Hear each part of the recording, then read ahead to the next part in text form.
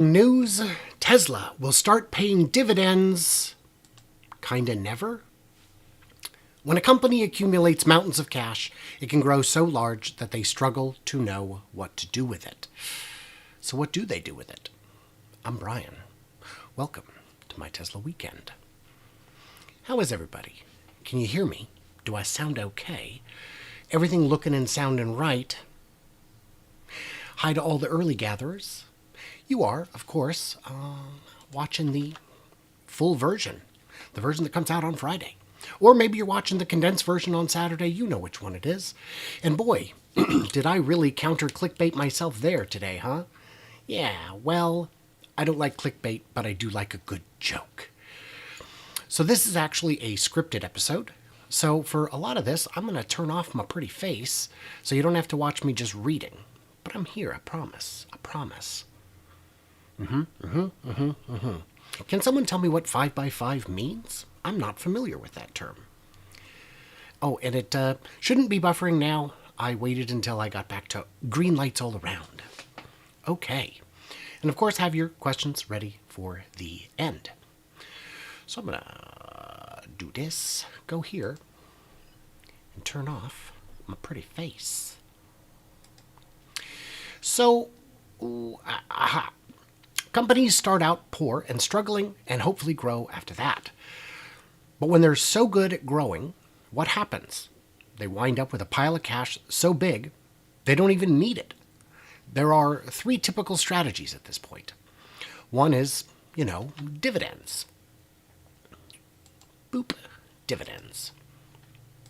The first strategy is dividends. That's where it all started, really. You have 100 outstanding shares, $100 of profit. We'll give out $1 a share to each shareholder. It's a great way to reward the shareholders, right? They're the ones who put the money in.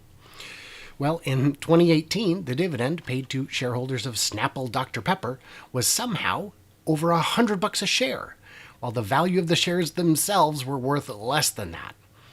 Okay, that's an extreme example, but if you had Ford stock in 2015, you probably paid $15 a share and got 60 cents in dividends for the year. Like an interest payment. And for funsies, let's take somebody massively huge and massively famously historically profitable, the Dutch East India Company. They averaged 18% dividends over their 200 years of existence. That's a lot. That's good money. So not dividends. We're not doing that. What are we doing? How about stock buybacks? Yeah. Well, what's a stock buyback? It's just that. You take that extra money that you would have paid in dividends and you buy back some stocks. These get a lot of attention lately. So let's say there's 100 shares, each one's worth $10. Your company's worth $1,000. Instead of paying that 100 in profit to shareholders as a dividend, well, what if you just bought back 10% of the shares, $100 on the open market? Now, the benefit to shareholders should be about the same. I mean, they didn't get $1, but their value of each share went up by about $1. It's the same thing. But does the average investor get boned? Not really. But there is a third option that's popular, and that is, why don't we spend the money acquiring stuff, expansion, all that, spend it on yourself? So Tesla famously has bought a couple companies over time. Solar City, a little contentious. Maxwell Technologies, high bar, less contentious. The idea is these are companies that they were going to use anyway. Why not just buy them and get the technology that they need? So an example would be Facebook. They spent $2 billion to acquire Oculus. That's great, I guess. Is that a good thing for investors? Maybe. Society? No, obviously not. But corporations are beholden to investors, not society. It's pretty messed up, but it's how it works. So if there's a supplier who's overcharging you or running with dreadful efficiency, buy them out. Take over their operation. Eliminate the markup. Streamline the operation. And you've done right by your investors with higher margins, or right by your customers with lower prices, or more often a mix of the two, but it makes sense. Well, what happens when there are no more companies they want or need or can turn a profit on? Well, we're back to dividends and stock buybacks, I guess. No, of course not. Well, first, a company might make a bunch of terrible acquisitions. And we've seen those in the tech space. Companies buying up things thinking it'll be the next big fix, like a junkie trying to find that first high. But those shinies are exceptionally rare, and the blunders increasingly costly. So then they do the buybacks, right? Well, Tesla already has enough cash on hand that they could build the next 5 to 10 factories. A margin that makes robber barons jealous, and a clear path forward for the next 10 years at least. But they still aren't even dreaming of dividends or buybacks, and it's likely they won't do so in Elon's lifetime, if ever. So what will they spend the money on once there are no more worlds to conquer? Well, why sell a megapack to South Australia for $100 million, only to watch them make that much profit in the first year? Well, because they didn't have the $100 million to build it themselves. To a degree, they do now. That's why they built the megapack installation in Texas. It was codenamed Gambit Energy. If it is insanely profitable, and they can front the cash, they'd be crazy to sell it to anyone else. There are 1,000... Oh yeah, I skipped around. Oh no, where'd it go? Oh no, give me a second. I apologize. Is that it? I apologize. See? You know I'm doing it live. There are more than 1,000 fuel peaker plants in the U.S. alone, which would cost in the ballpark of $1 trillion to replace with megapacks. Doing so would likely net them $500 billion a year in profit. So why would they sell them for short-term gain? Well, because they don't have $1 trillion to invest. Not yet anyway, but they will. Well, what about selling cars? Elon warned years ago, when it appeared FSD was nearly solved, that they may stop selling cars, and he was serious. The vehicles out on lease are rarely had a buyout option, and now they don't at all. He wanted those cars back because the revenue potential he saw was vastly higher as a robotaxi than as a sale. So even at 5 million cars with a $40,000 production cost, that's $200 billion they would need for that year alone to be able to afford to not sell those cars. Well, if you're Tesla and you've got $20 billion to spare, would you rather field up 500,000 robotaxis making $10 to $15 billion a year back, or do literally anything else with your money? Some shareholders might like that $20 a share they get, but they'd be insane not to take the higher figure. Well, okay, at 20 million units, surely the cost would drop to 22,000 each. So once they hit that, they only need 440 billion, right? Right? I mean, if they can afford that, they're going to pay dividends, right? Listen to yourself, man. This is only cars. They still need another trillion. I ruined the joke. Let me try that again. They still need another trillion to capture just the peaker plants in the U.S. And yes, they can't capture all the peaker plants. That would likely not fly legally or logistically. But it turns out there are other countries in the world, and they also need peaker plants. Okay, so a few trillion, you got the world's peaker plants replaced, and a steady stream of robotaxis paid for by existing revenue. Then we pay the dividends, right? Well, we haven't really talked about the Tesla bot yet. It's so simple, it's stupid. Even a high school robotics team can build a functional robot on a shoestring budget. But now imagine someone smarter than that doing it in a cave with a box of scraps. Yeah, that's the joke I ruined. In my Tesla bot video, I suggested it would cost $25,000 to build, but that didn't really take into account the ginormous economies of scale, nor the cost reductions sure to follow on the most expensive components, the chips. See, when I was a kid, they told us that someday our computer would be so small it could fit in your pocket and so cheap you could throw it away. The RFID chip I have implanted in my hand has more computing power than the guidance system that took the Apollo astronauts to the moon, and the materials cost virtually nothing. There's probably more computing power in your disposable voice recording birthday card than that. So Moore's Law isn't dead, it's just slowed down a bit. Processing speed and costs are still falling, and the bulky chips we see today are still miniaturized in short order. The Tesla bot at full scale could be built for 2,000 and sold for 5,000. But it won't be. It won't be sold at all.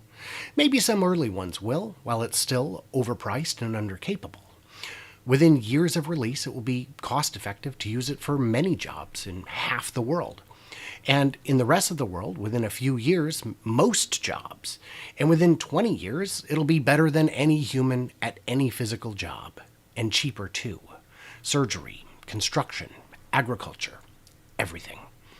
They can clean the rivers, scour the ocean floor for trash, plant 1 billion trees, and provide world-class medical attention to even the world's poorest. And it'll be almost as good as free, since the clients of the robot cat girls will likely cover the expenses for everyone else. Yeah, it'll cover their construction and a lifetime of juice in just a sweaty handful of visits.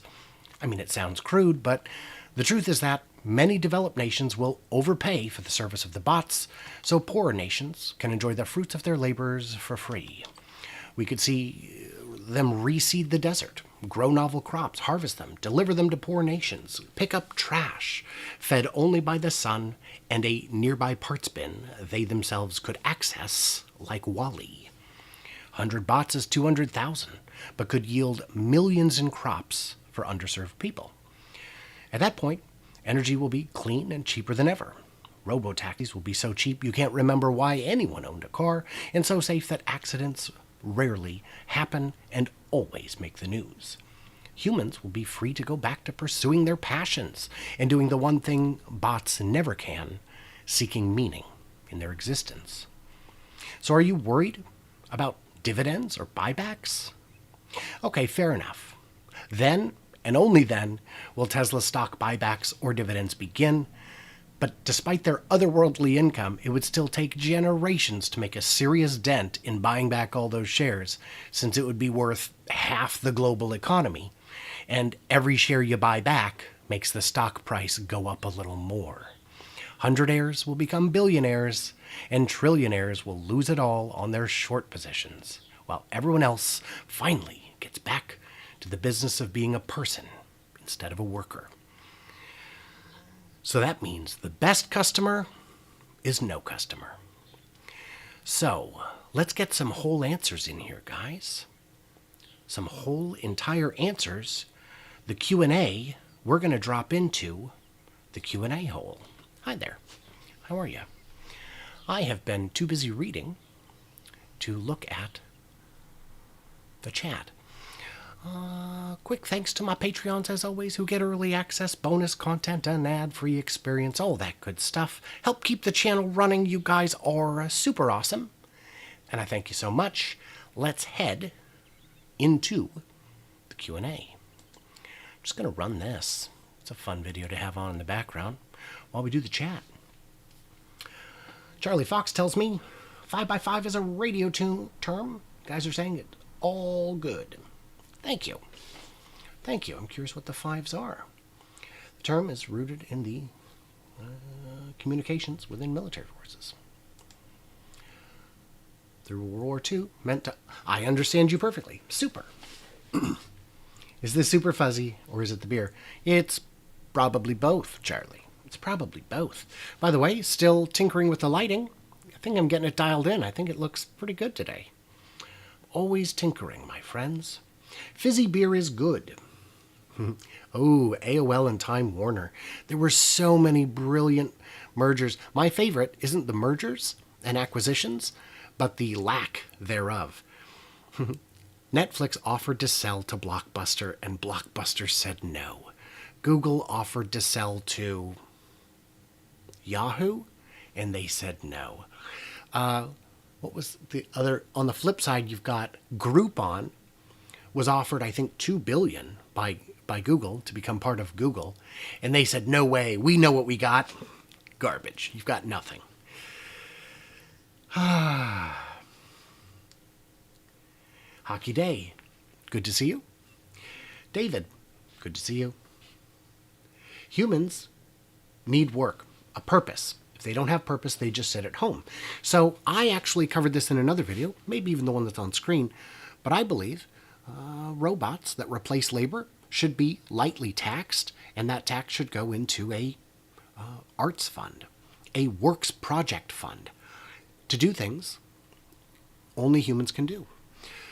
There'll be old people who don't want the company of a robot who could use to have some company. One project I'd love to see is grants for, it says condensed, grants for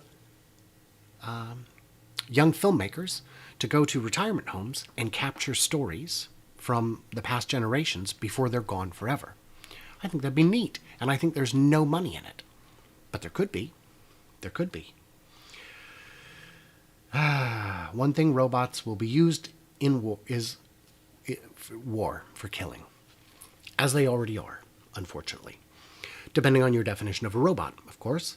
But I would consider an unmanned drone robotic. MD Hofsty asked, would I like him to go through the 10Q when it comes out, either next week or the following? So MD Hofsty has been gracious enough to share with me his financials leading up to the Q1 report, and he was really good. He did a really good job. And as I've said repeatedly, that's not in my wheelhouse, so I am looking to lean on his expertise. So the answer to me is yes, and I'm in charge, so yes. Let's talk about that. Send me a message. I love Microsoft, but their M&A is terrible. I don't know what an M&A is. Can someone let me know on that? Sonos and Roku, perfect synergies. Daniel Carlson, who is definitely not a robot, said, tax, I'm not against it. And I think he is a robot, and therefore that is taxation with representation, my robot friends. Ooh, any thoughts on the ex-holding company chatter? So, yes, I think it could encapsulate everything except Tesla. I do not believe the Tesla shareholders, especially the larger institutional ones, would have interest in that. I think they would be holding back. I think they would be hesitant for that to happen. Also, one problem becomes, earlier I said, this could expand to be half the world's GDP. And what if it did? It would be a monopoly. They would need to start piecing out divisions. We'd be in the spin-off territory there. And you remember, for those of us old enough to remember, when Ma Bell was split up, they said another company will never be this big again. But several of the companies that were spun off became bigger than Ma Bell. So it's not always a bad mergers and acquisitions, of course. It's not always a bad thing for companies to be broken up. Sometimes it can make them stronger. And sometimes it's not necessarily a good thing to merge too many companies together. I believe Disney has grown much too large. If you look at the box office, you will see that, and remember, they own Disney, Pixar, Marvel, Star Wars, Muppets. They own a lot of really big properties. And if you look at the box office and look at what percentage of it is controlled by Disney each year, it's a bit. It's a bit. I think I need to skip past that Wall-E clip or I'll get dinged on that. Robots will leave us more time to watch YouTube videos and comment on them. Yes and no. You can make a script that writes interesting content. You can then have another script that creates an avatar of me or 100 me's or 100 someone else's or people much more beautiful and compelling, and then record it and add B-roll. That could very easily be automated, and that channel could not only run 24 hours a day, it could run 5 separate channels of the same host all day. But I think there will still be a use for humans. Even if robots can do some things better, I think it's more rewarding hanging out with you guys than hanging out with robots. And if we all got paid to hang out and comment, how cool would that be? That'd be wild. Wisely, who is this, said, Tesla will just buy those governments and make their own rules. Maybe. Maybe. But who would want a country when you can have Mars? I really need to rewatch Wall-E. Boy, it was a good movie. It was a good movie. Not a fan of all parts of it, but the animation was just breathtaking, especially at the time, and it's held up well. I think most people will experiment with specialized food. Oh, yeah, I think food science is overdue for some new fruits and vegetables, some new recipes, some new everything. Standard Oil, because so many companies it made the Rockefeller even more money when it was split up. Yeah. Tesla should buy Novonix, a company that also has Jeff Dahn, the battery researcher. They're making synthetic graphite in Chattanooga. Interesting. That's not a bad idea. Although these companies, when Tesla bought Highbar and Maxwell, they were a bargain compared to what companies are selling for now. There's a gold rush going on in batteries. They also have good battery patents to do with single crystal cathode and have a process to use lower grade nickel in EV batteries. Now, interestingly, Sandy said at an event recently that nickel's nickel is nickel is nickel. But what I hear you saying is it wouldn't have to be processed quite as much, which would be great.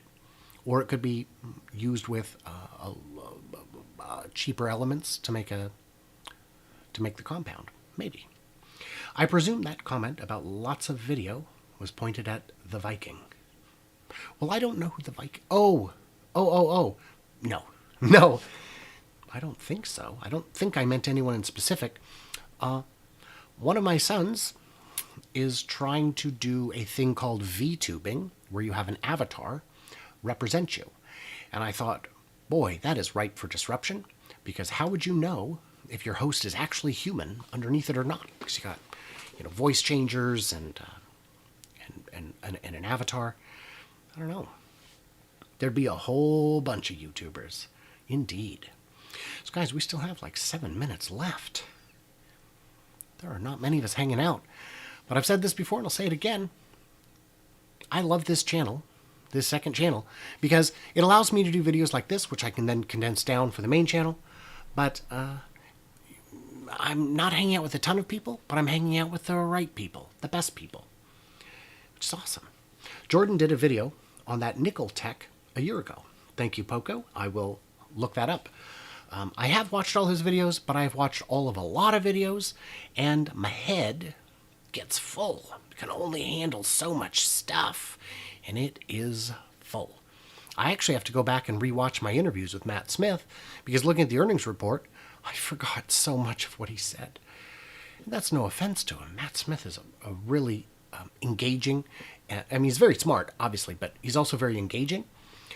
But it was just overload. There's just a lot to figure out. Who is this wants to know, what is human? We have the capacity to pass away. That's something. Hockey day. This makes your Friday night. It makes mine too. I can't imagine, if I didn't have this commitment, what I would be doing. I assume getting into trouble, hanging out at the Five and Dime and drinking sarsaparillas with the boys. I think that's a thing. Who is this? Claims to be the wrong people. I disagree. I don't know you that well. Larry Green, who's probably watching this, who was gracious enough to hang out with us and host us and let me drive his car in Austin, said he almost didn't go. He's like, I'm too grouchy to get out. I don't do well around people. You know what? I don't either, but I'm so glad I did. Because sometimes I got to force myself to do stuff. And if I didn't force myself to do this, I wouldn't be so beautiful. There'd be no point. Charlie appreciated the interview with The Limiting Factor. That was on my wish list for a long time. I'd first approached him before he'd moved back to the States, and he was just too busy. He was still working his day job, and you run out of headspace. And so once he moved back, he was able to finally start responding to people, and it was a great time, and it afforded me more time to come up with even better questions. Matt says, us Matts are like that. We stick together. Hey, we got a couple marks in here. Let's not denigrate the marks. Human is just a chain of DNA. I think it'll fit on a DVD, too. Unlike your mama? I don't know. My mom will. Well, her urn. Live and interactive YouTube videos. We're all driving around in our Tesla robot taxis with a robot assistant. Yeah, that'd be cool. And why not? I mean, even if you just want a robot assistant to feel cool, if everyone's got them, why not? Who is this? Alleges I'm a sexy beast. I appreciate that. Robot assistants that can fax checks on the spot. Oh, they can do fact checks on the spot. No more politicians lying to us. No, then they just play the ref. You just got to argue the ref. And then it'll just give us a smarter brand of liars who are capable of telling things that are technically true, but misleading. Daniel says he enjoyed the same video. There's a lot of really good ones. We're at 7:27. We're just about down to it. I don't know what else to say, you guys. These are just fun for me. In terms of this channel getting monetized, I'm a long, long way from the 1,000 subscribers. I'm a little bit ahead of schedule, compared to that at least, on the watch time, which is cool. But I'm not asking you for anything, except to hang out with me and have fun. Well, you don't have to have fun. I can't ask you to do that. That's unfair. But I can ask you to hang out. Oh, any last minute thoughts? I gotta wrap it up on time. Because otherwise, Tesla robot for president. I believe robots could do, potentially, a better job of legislating because they are immune to corruption in ways that humans are not. They can't be bribed. They can't be blackmailed. They have no personal motivation to do things. But that's where the quality of code comes in, because they can be corrupted in the code. And if we've seen anything from Microsoft and others who attempted to make AI chat bots, Daniel says, can't wait for your Sandy interview. That happened. It's already on my channel. I interviewed him at the Arcimoto Ramp It Up event. I don't think Elon will take another CEO compensation package. Ooh. I don't know if he will either. I don't know. And Tesla will reach the point where it is on autopilot sooner than later. Thank you, Paul. Thank you, Wendelin.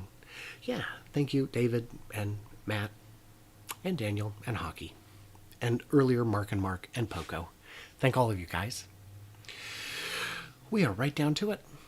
His last was in 2018, and I think he has at least a few years left on the package. He does. He has. There's also a waiting period, a vesting period. So it has to, even if you, a lot of the targets have been already paid on the books, but not paid to him, marked as likely to be fulfilled. But they still have to be fulfilled, and then he has to wait a certain amount of time for them to fully vest. Paul's thinking new CEO compensation plan after Master Plan 3. Yeah, I don't know. Master Plan, he is working on Master Plan 3, and he did not say his master plan. He said Tesla master plan. I assume, because the first two were Tesla master plans. Boy, I don't know. Shareholders would probably take issue with him getting another $1 trillion on that one, but we'll see. If the targets are become a $30 trillion company and will give you $1 trillion in stock, I'd vote for it.